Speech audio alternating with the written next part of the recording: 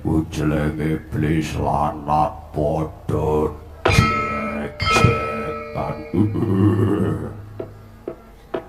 Ora mengko dhisik sira Yai Prabu. Yai Prabu Nila Banjara Nalendra bedah langit. Bujeleng iblis lanat. Kok dadi cilik piye kae. Wong iki wis warane wis gedhe banget iki, ngrekasake tenan ah. Iki nek ora ngejo sing dawuhe juragane sepatu sengara aku gelem. Wis direwangi bentoyo ngawake sih.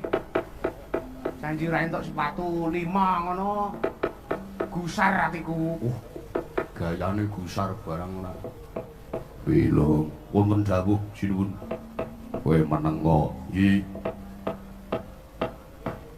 wonten pangandika dawuh Paduka Gusti kula Koko Prabu Bajranggalana Koko Prabu ing gambir pangot sawanipun kengrayipun Nila Banjara ing bedah langit tansah manggih kasugengan sampun sekeca praptanipun kengraying bedah langit. Koko Prabu kula ngaturaken sembah kula kunjuk wonten ngarsa Paduka. Oh, Yai Prabu Bajrang, Yai Prabu Nila Banjara sowan ngersanipun Kakang Bajranggalana ngaturke sembah. Pangestuku wae tampanana Yai bedah langit. Sampun kula pundi? Yai Prabu Griwa Garu, Yai Tanggul Barandu padha kanthi prayoga sowanmu Yai Prabu. Arca Kobra Iblis lanat padha cek kan. Kula wonten pangandika dawuh Paduka Kanjeng Koko Prabu Bajranggalana ing gambir pangot najan kengrayipun Griwa Garu. Sowan kula wilujeng kalisne sambi kala pareng kula ngaturaken sembah pangabekti kula kunjuk lho. Yo Yai Griwa Garu wis tak tampa, Yai Tanggul Barandu pangestu ingsun wae tampanana. Sampun kula pundi? Toga padha prayoga sowanmu. Pangestunipun sinuwun Prabu Bajranggalana. Sowan kula mboten wonten alangan setunggal punapa den. Bekti kula kunjuk ndara dublek tak tampa. Pangestuku wae sampun kula pundi? Curut bilung padha prayoga sowanmu. Pangestunipun ndara sinuwun Prabu Bajranggalana bekti kula kunjuk sinuwun. Bilung tak tampa prayoga sowanmu. Sampun mboten kirang sekeca. Nuwun wonten pandika dawuh Paduka Kanjeng Kakang Prabu Bajranggalana ing gambir pangot ingkang rayipun Nila Banjara ing bedah langit nyadong dawuh Paduka Kanjeng Koko Prabu sejati menapa ingkang ngarsa pun rembag wonten madaning pasewakan negari gambir pangot dinten sapunika. Koko Prabu kula arsa nganglungaken jangga nilingaken karna Koko Prabu tansah marang pamoring Sokma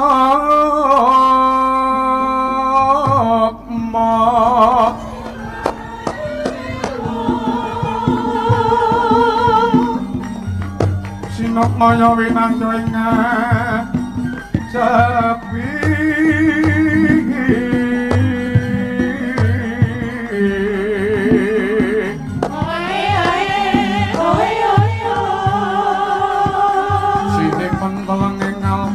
Pampu kaning marono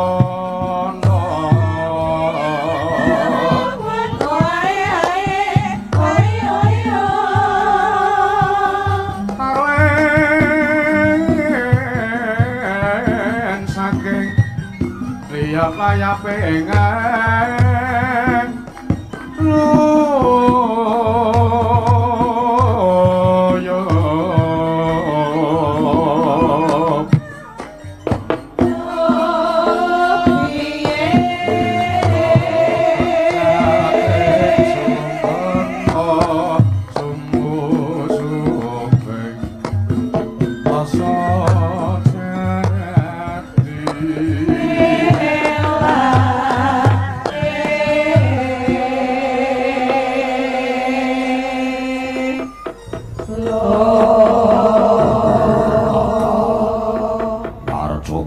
iblis lana podo jek-jekan Yayi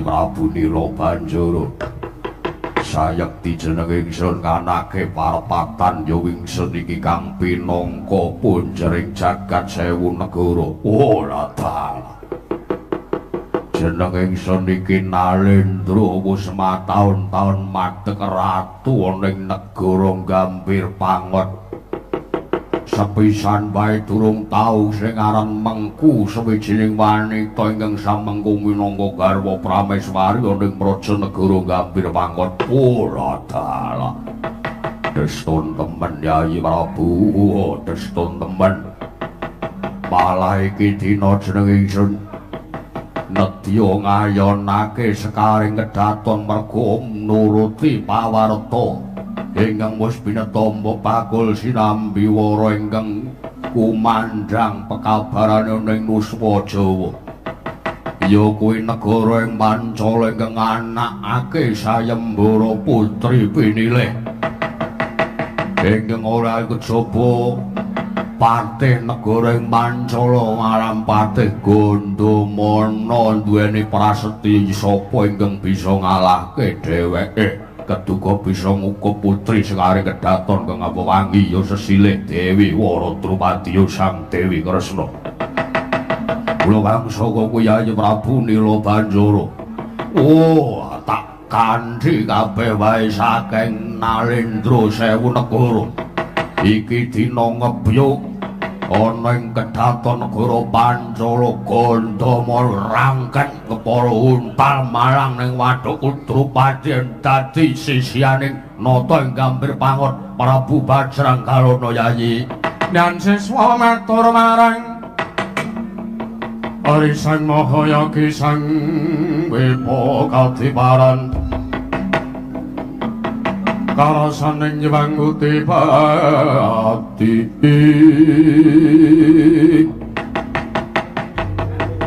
yogya sarining warana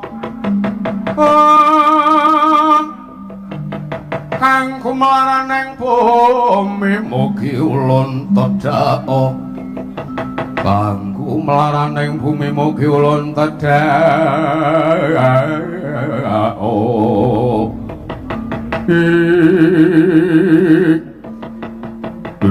Latala nyun mapunten Koko Prabu sewu lepat jagung mangaksami Yayi Prabu Nila Banjara sajak wiku atur nyun mapunten mongkok tiasing manahipun kang rayi bedah langit sareng lumidhanget sabtu pandika paduka kewen ngayonaken putri sekaring kedaton sampun ngantos paduka piyambak ingkang temandang ngunduraken Gandamana Koko Prabu panjenengan kula aturi lenggah ingkang sekeca mapan wonten negari Gambir Pangot cekap ingkang rayi piyambak kewala ingkang sakmangke saged ngunduraken Gandamana Nulya Drupadi kula pisungsaaken wonten ngarsa paduka mangke riyen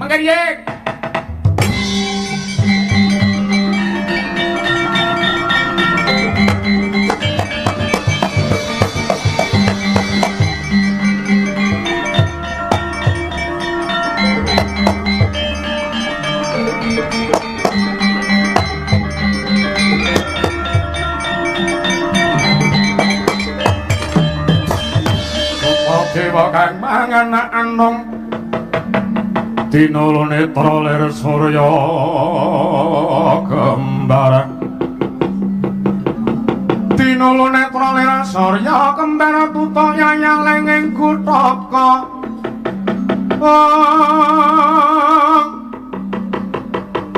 Misi siang mawa Prabawa Tuhu ageng siwi perboto Sanata dubreksa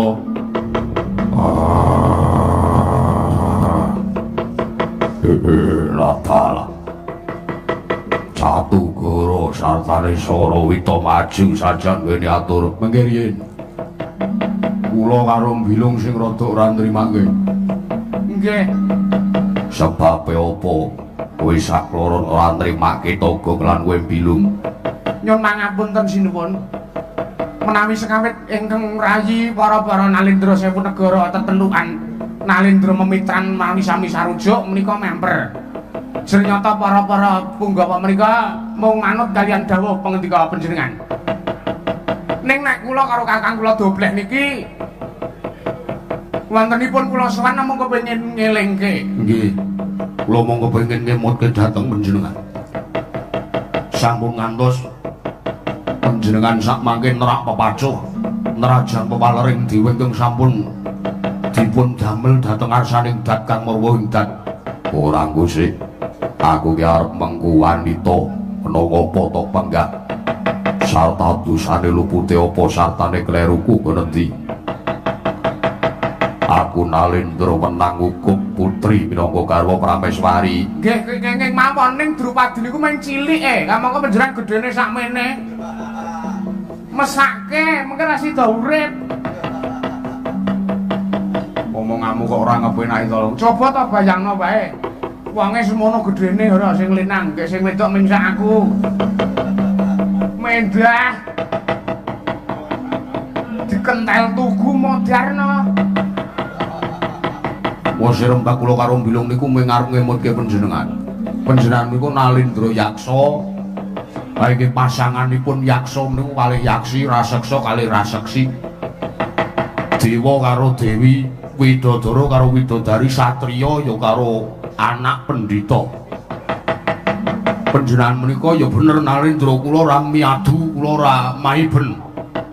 Nanging sampun ngantos sak mangke panjenengan menika klesruru dalan ingkang kleru. Sebab menapa? Drupadi menika wong wedok lumrah, senes wong wedok raseksa babar pisan senes.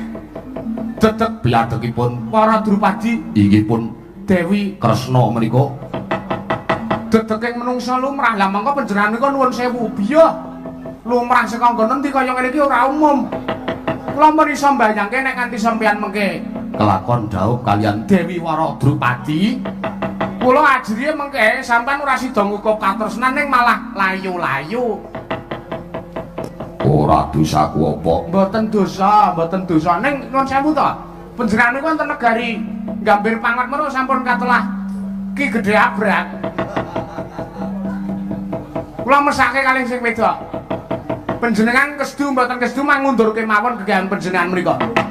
Nek mung mburu nepsu menika nuwun mapunten. Ngendi enek wong wedok sing gedene padha sampean?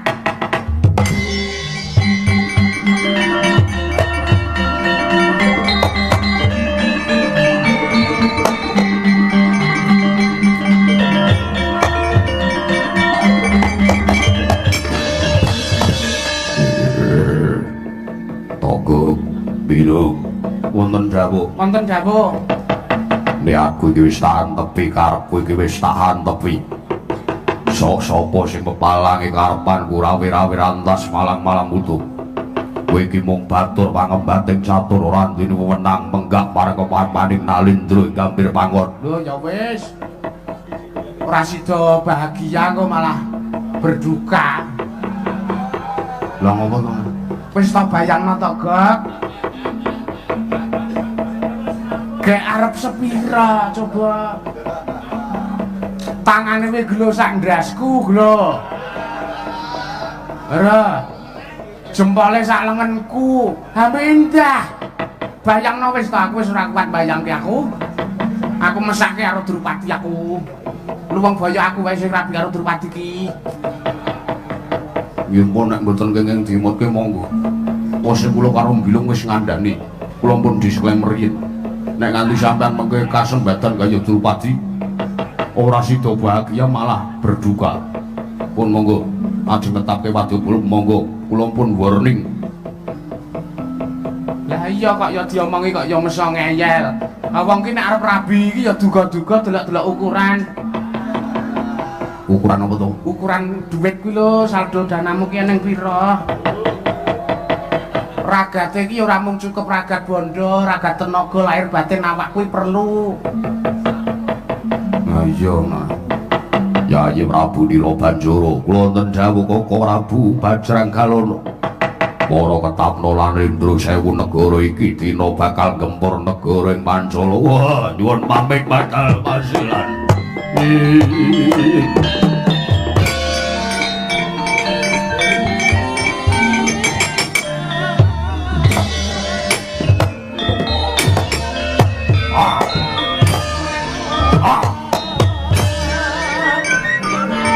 Yuang mata galono gaya tangkut.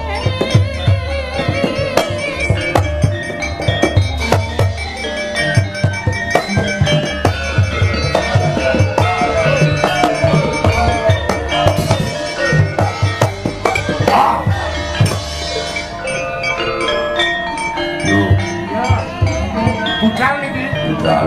Nggih.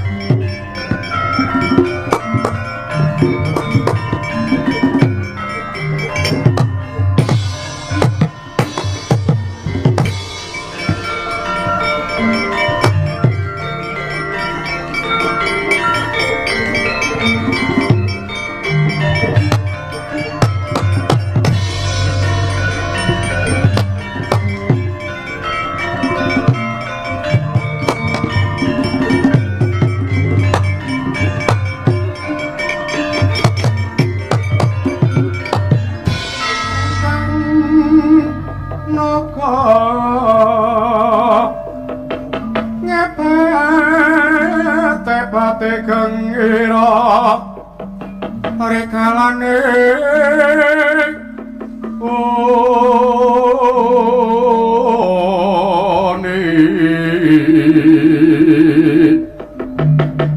naga makikian kumambang katonku mawan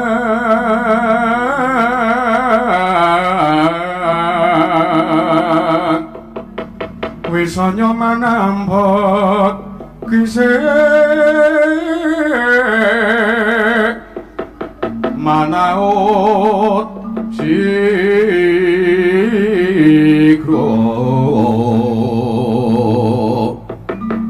marang risang bayu siwi latala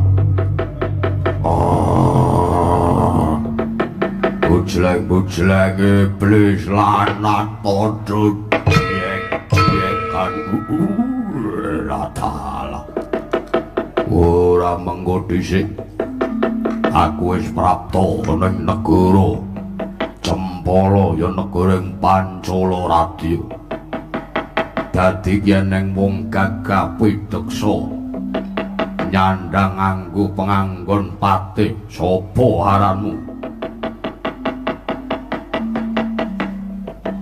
tasa pangrentah-rentah laku ning Wadyabala yen tasawang saka sandangan iki Wadyabala saka tlatah sabrang lho iya kowe sapa tak takoni malah ora ngaku genti takon karo aku apa kowe durung mangkateni sarta apa kowe durung ngawuningani ya iki Patih Pancala ya aku Patih Gandamana wah iki sing digoleki ketemu tenan Kakang Prabu Yayi Prabu iya kowe sapa tak sawang kowe ratu buta ngirit ratu akeh yo Gandamana tebungke iki nalindring tanggul brandu jejulukku Prabu Griwa Garu dasar kepara nyata sing mburi nganggo kethu sapa kethu iki topong dudu kok kethu nanti kleru muni atapu kowe ngaku kowe sapa ya iki Nalendra Memitran aku Nalendra ing negara Rajek Wesi jejulukku Prabu Gapit Malinteng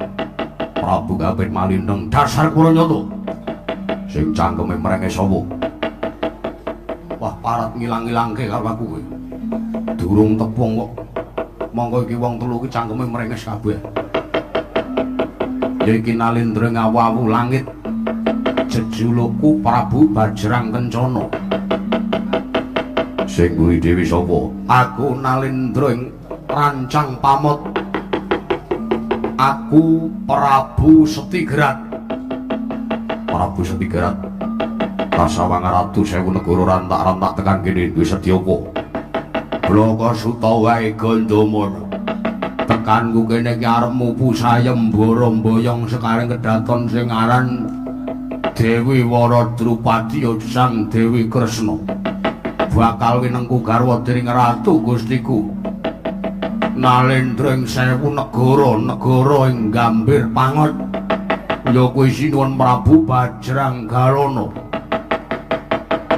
ayo ulungna ora sandadak ngenteni para Nalendra sewu negara ngruda peksa karo dapur muring dina iki tak jaluk Dewi Waradrupadi ulungna apa yang wis tak tetepake sapa yang bisa mupu sayembara tegas bisa mecatake nyawane Gandamana keduga bakal antuk sarta mboyong marang Sang Dewi Waradrupadi sekaring kedaton wah babuk babar wowo ora minggat apa kelakon ning kene marganing patimu rimah-rimal kaning atlak untal malang dadi ganjeling wadukku ora maju ora bakal tak tinggal jangka uncat bala-bala Para jiwa begalan Brahmanapati kantoran bau cekel sabuk milang tatu giasik kejoting pati aku pedhetapura musim tekaning pati. Para majuri tak senteng dasmu tekan Papua kuandamu.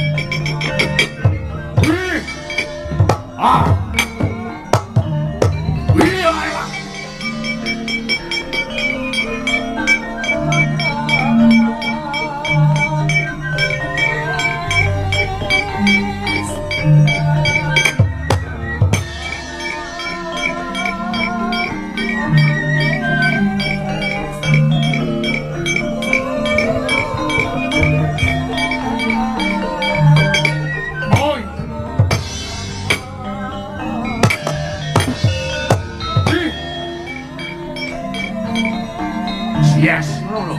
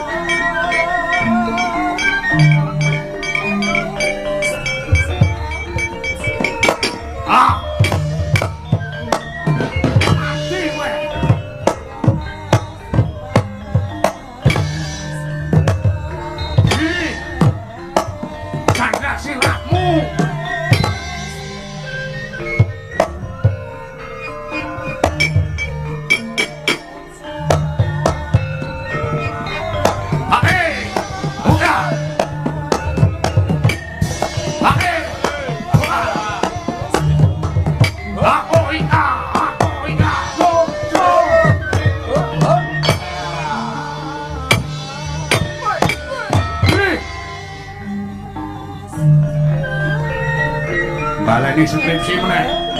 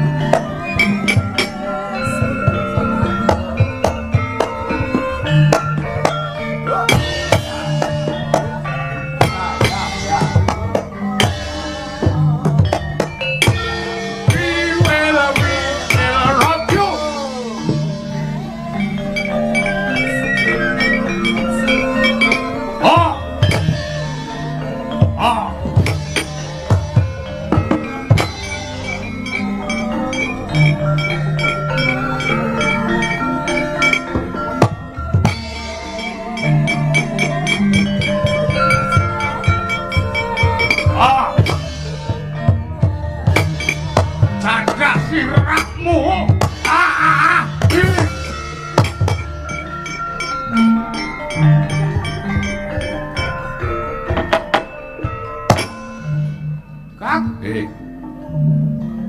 Pengedramu kae bayaran piro? Ayo padha kancane. Dram-dramane kaya ngono kuwi. Apik. Piye? Jaremu aku ora oleh geser saka demung kok. Mula nek ngedram ki sing diulat ki wayang ora sinden. Tabuhe ki tabuh dram ora tabuhmu. Ora tabuh saron.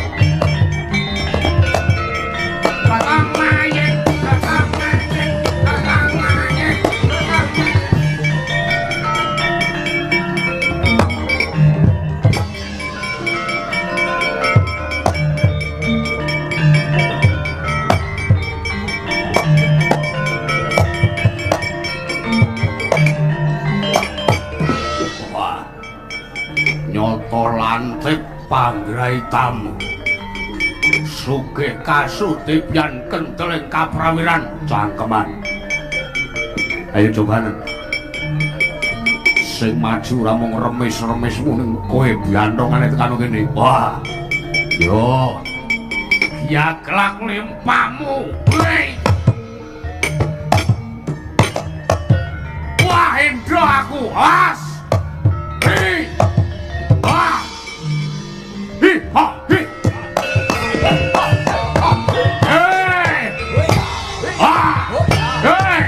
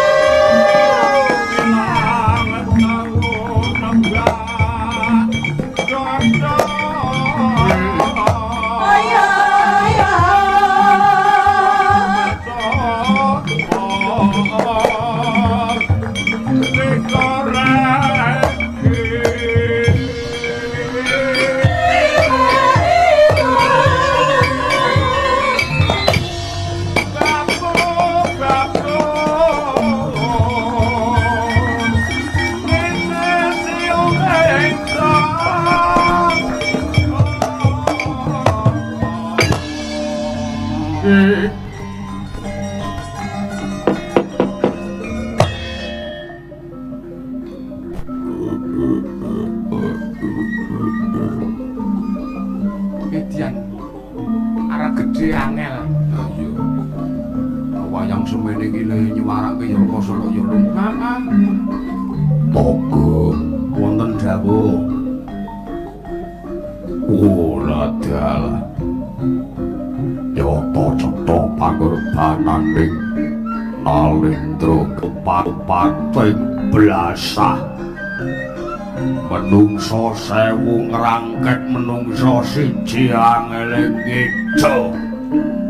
Nyun pangapunten kula wau ra Sembrang. Nggih. Palaran sing bener sik. Agi puni. Ngapunten Bos, sekarang kakang kula niku micek. kersanipun dos pundi kundur mawon bali tutu ataing Nalendra kang bawa leksana Gandamana tekan kene wah kekirik Pancala Radya yo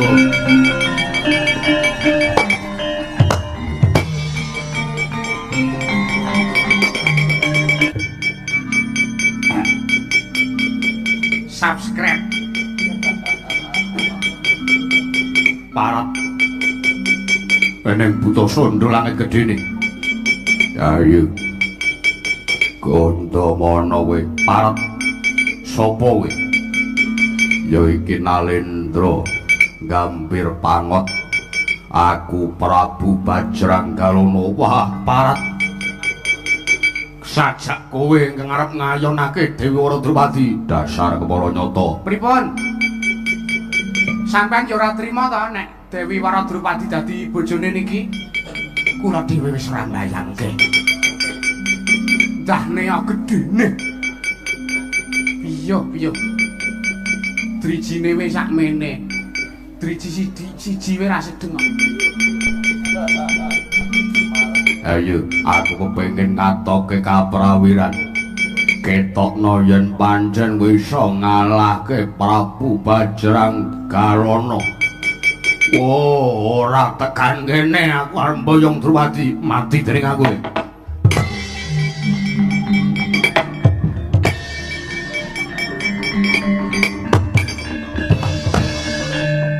mundur nang Sang Patih Harya Gandamana para sasat kaya-kaya satriya ingkang jiring getih wedi mati nanging mboya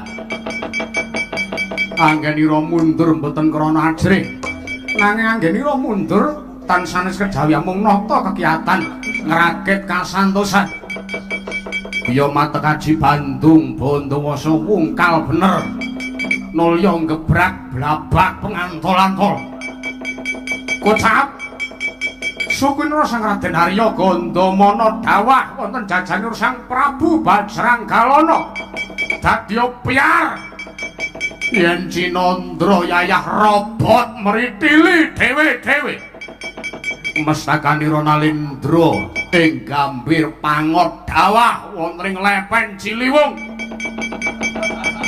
astanira kekalih dawah wonten ing Gelora Bung Karno sukunira dawah wonten ing TPA Bantar Gebang jajanira wadukira dawah wonten ing Monas kagiat kadrakasan kawula Pancala wau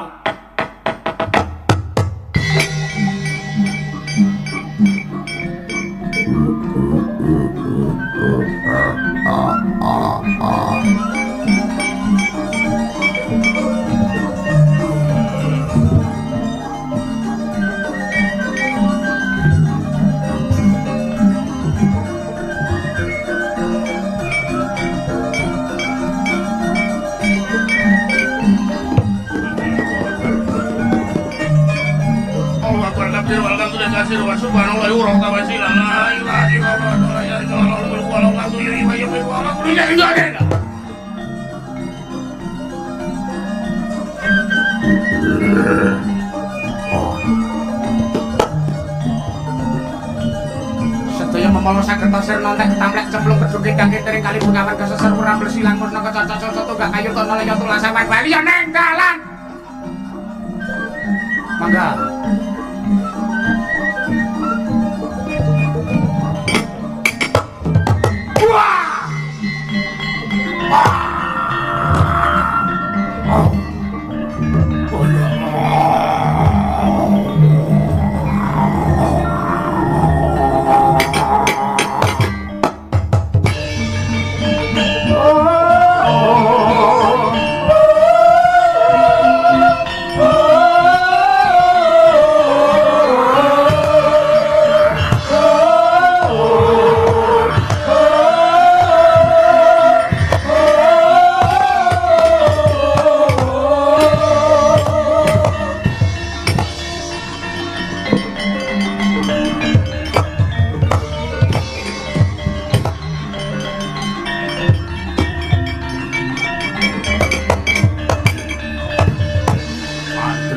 Longe. Wah, lara apa to? Ratu Sewu Negara wis entek. Malah kae Ratu Gusti Musinwon Prabu gambir pangot ketiban Bantung Bandawasa. Mestakane tekan cilik wong kae piye? Ayo druke ka memigat wae apa kelakon awake dhewe ya ora slamet kene.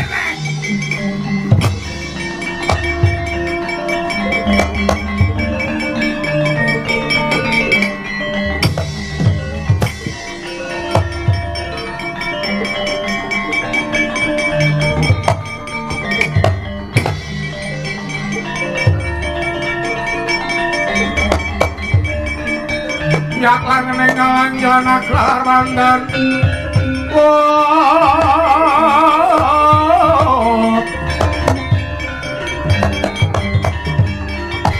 Pinangan konan suram sara petang padan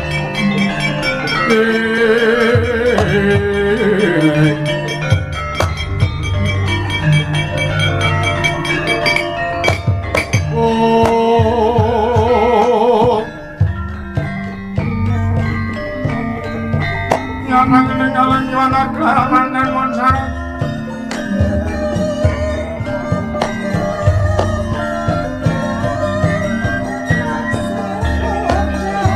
Pinangan